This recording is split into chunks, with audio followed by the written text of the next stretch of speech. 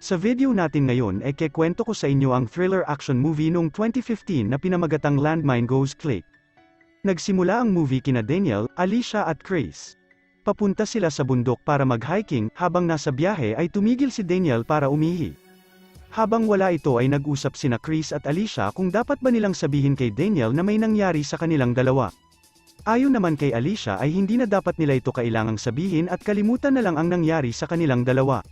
Pumayag naman si Chris kahit nagi-guilty siya sa kanilang ginawa.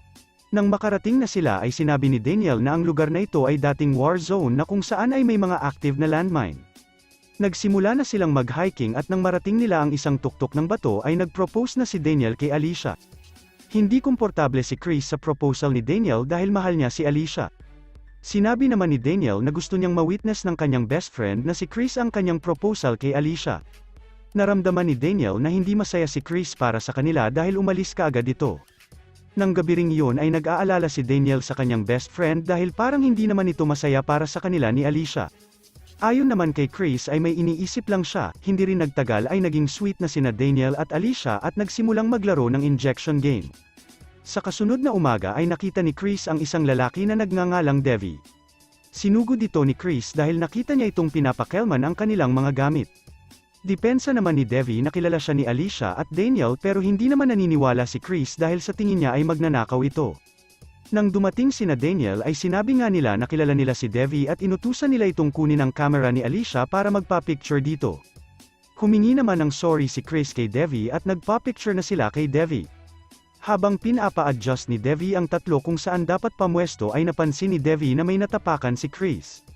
Sinabi ni Devi na nakatapak ng landmine si Chris at kinagulat nila ito. Ayon kay Devi ay 4 hours pa bago sila makarating sa kabayanan para makahingi ng tulong. Pagkaalis ni Devi ay inutusan naman ni Daniel si Alicia na magtago sa likuran ng malaking bato para sa kanyang safety. Hindi rin nagtagal ay sumunod na rin sa kanya si Daniel. Humanap silang dalawa ng lugar kung saan may signal para makatawag. Pero ayon sa nakausap ni Daniel sa cellphone ay hindi sila nito matutulungan. Pagkabalik ni na Alicia ay dito na sila kinumprante ni Daniel tungkol sa pagtataksil ng dalawa sa kanya. Paliwanag naman ni Alicia na sasabihin din dapat nila kay Daniel ang nangyari sa kanila ni Chris pero nag-propose na ito sa kanya kaya hindi na siya nagkaroon ng pagkakataon na umamin. Dito na rin sinabi ni Daniel na planado niya ang lahat dahil nalaman na niya ang ginawa ni Chris bago pa umamin ang dalawa sa kanya. Dagdag pa ni Daniel na idea ni Devi na patapakan si Chris sa landmine at kunwari lang din pala itong humihingi ng tulong pero hindi naman talaga. Kumuha ng shovel si Daniel para ibigay kay Alicia. Para kung sakaling gusto niyang makaalis si Chris ay kailangan niyang maghukay at dito tatalon si Chris para makaiwas sa pagsabog. Gayunpaman ay hindi sigurado si Daniel kung magiging successful ang paraan na ito. Nagmamakaawa naman si Alicia na itigil na ang paghihiganti at tulungan na lang siyang makaalis si Chris sa pagkakatapak sa landmine. Hindi naman nakinig si Daniel at tinanggal din ito ang chain sa landmine kaya anytime soon ay sasabog na ito. Umalis na rin si Daniel para iwanan ang dalawa at nakipagkita kay Devi na naghihintay lang pala sa isang lugar. Ang balak lang pala nila ay turuan ng leksyon ang dalawa pero nag-iba ang plano ni Daniel at niyaya na lang si Devi sa isang club para mag-inom. Hinanap ni Alicia ang chain para ikabit ulit sa landmine. Pero dahil hindi sila sigurado kung naka-off na nga ito ay nagsimula ng maghukay si Alicia para sa plan B. Habang ginagawa niya ito ay pinapanood sila ni Ilya kasama ang aso nito. Bigla namang sumugod ang aso nito sa kinaroroonan ni na Chris kaya nagpakita na rin si Ilya. Sinubukang pigilan ni Alicia ang aso sa paglapit kay Chris at nang makita ito ni Ilya ay inakala nitong sinasaktan ni Alicia ang kanyang aso kaya nagalit siya dito. Pinaliwanag naman ni Alicia nang maayos ang kanilang sitwasyon. At para maniwala si Ilya ay binato pa niya ng bato si Chris para malaman na hindi nga nagbibiro ang mga ito. Tinulungan na rin niya si Alicia na maghukay para sa plano nito. Na-curious din si Ilya kung bakit sila napunta sa ganitong sitwasyon. Ayon naman kay Alicia ay nalaman ni Daniel ang pagtataksil nila dito kaya naghaganti ito sa kanila. Dahil sa nalaman ni Ilya ay niloko pa niya si Alicia na pokpok kaya nagalit si Chris at pinaalis na ito.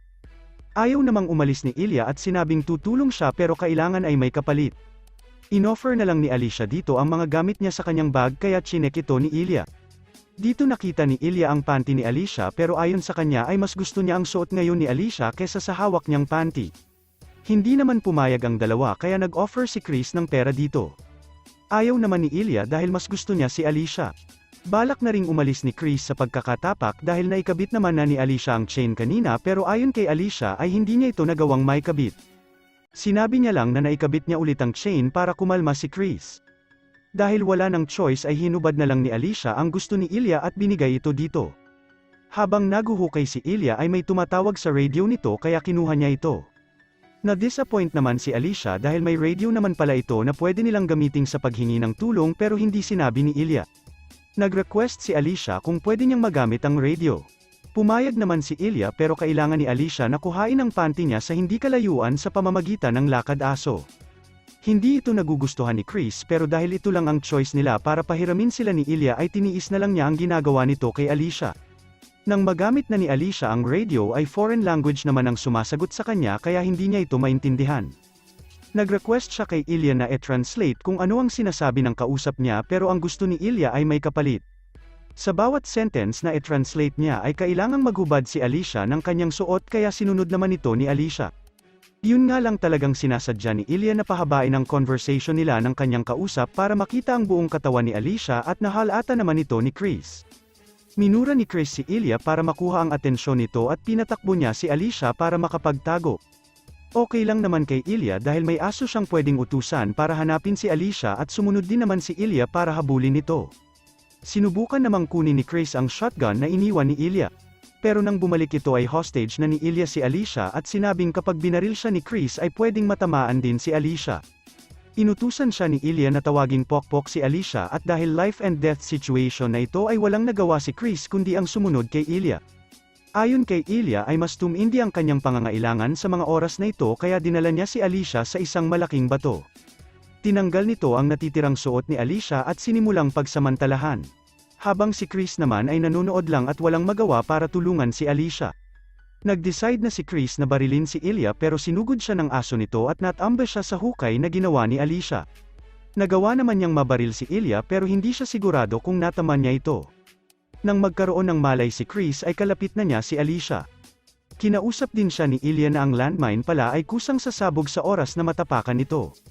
Kaya ang sinasabing landmine na natapakan niya ay hindi totoo, dahil dito ay pinuri ni Ilya si Daniel dahil naging matalino ang ginawa nitong paghehaganti. Umalis na rin si Ilya kasama ang aso nito at dito napansin ni Chris na ang nataman pala niya ng baril ay si Alicia na ikinamatay nito.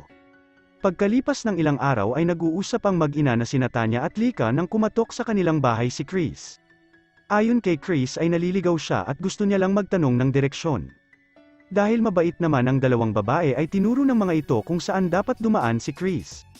Pero dagdag ni Chris ay kung pwede ba siyang makahingi ng mapa at makakain dahil nagugutom na siya.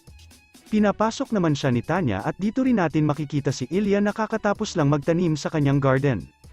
Dito natin malalaman na ang bahay pala na tinuluyan ni Chris ay kay Ilya. At si Tanya ang asawa nito at si Lika ang kanilang nag-iisang anak. Nagulat si Ilya nang makita niya sa loob ng bahay si Chris habang si Chris naman ay nagpapanggap na hindi niya kilala si Ilya. Pinaalis niya kaagad si Chris sa kanyang bahay pero pinigilan naman siya ni Tanya at sinabing pakainin muna si Chris. Pumayag naman si Ilya pero hindi siya komportable kay Chris dahil sa kanyang ginawa dito at kay Alicia. Nang matapos sa pagkain si Chris ay pinaalis na ito ni Ilya at hinitid pa sa labas. Nang makalayo na si Chris ay pinakawalan ni Ilya ang kanyang aso para ipahabol ito. Bumalik siya sa kanilang bahay pero hindi pa rin siya makakain dahil sa nangyari. Maya-maya pa ay napansin ni Ilya na parang hindi na niya naririnig ang tahol ng kanyang aso at hindi pa rin ito bumabalik. Si Chris naman ay bumalik sa bahay na dala na ang aso at ayon sa kanya ay nakita niya itong patay na sa daan kaya dinala niya ito pabalik kina Tanya. Nakita rin ni Ilya ang dugo sa daan kaya agad-agad siyang bumalik sa kanilang bahay para warningan sina Tanya tungkol kay Chris. Pero pagkapasok niya ay nandito na si Chris kaya agad siyang pumunta sa isang kwarto para kunin ang kanyang shotgun. Sinundan naman siya ni Chris at nang babarilin na niya ito ay wala palang bala ang shotgun. Dahil dito ay binaril na ni Chris sa legs si Ilya kaya lumabas na rin ang dalawang babae para tingnan kung ano ang nangyayari. Inutusan niya ang dalawa na buhatin si Ilya at nang nasa loob na sila ay inutusan niya si Lika na atali si Tanya. Ayon kay Chris ay hindi niya kailangan ng pera, ang gusto niya lang ay gawin ni Lika kung ano man ang iutos niya dito. Si Ilya naman ay humihingi ng sorry kay Chris dahil sa kanyang ginawa kay Alicia at sinabing lasing lang siya ng araw na yun kaya niya ito nagawa. Pinagtawanan naman ni Chris ang sinabi ni Ilya at kumuha rin siya ng alak para uminom.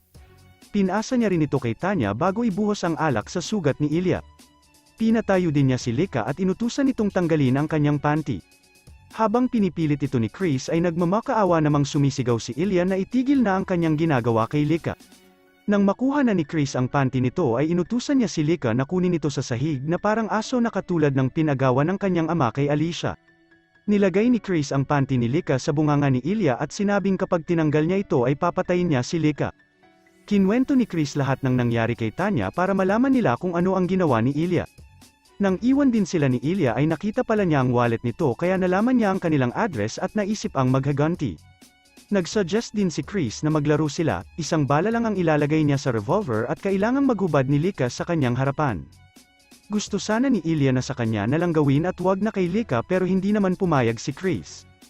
Nagsimula ng maghubad si Lika at nang iputok na ni Chris ang revolver ay sakto namang may bala pala ito kaya ikinamatay ito ni Lika.